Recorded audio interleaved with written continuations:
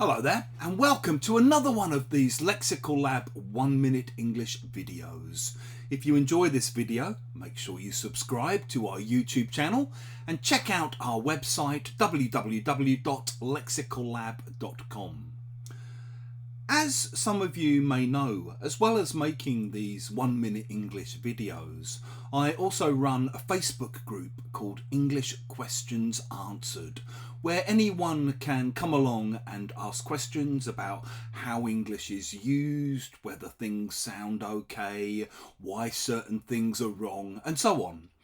And last year I started working on a book I was planning to call Your Top 50 English Questions Answered, which would have been an exploration of some of the most frequently asked questions. I got about halfway through and then had to stop because other things just got in the way. Life got in the way.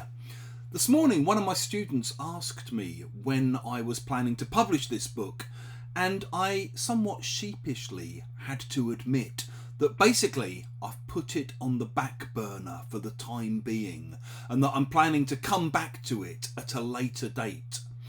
If you put something on the back burner, usually it's a plan or a project that you put on the back burner.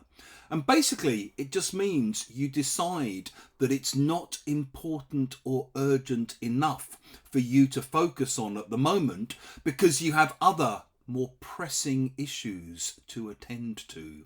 You have other things that you have to be getting on with in the meantime.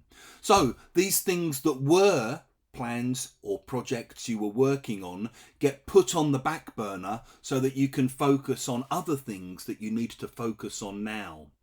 For example, during the pandemic, I'm sure I can't be alone in this. A lot of people put their plans on the back burner for a while. And governments or companies will often put plans or projects on the back burner because something more pressing, something more important comes up that they have to attend to. If you've enjoyed this video, make sure you click the like button, the thumbs up sign. It helps other people find out about what we do. Please do share the video with your friends, your colleagues, your students, and in the comments section below, let's see some examples of how you might use put it on the back burner.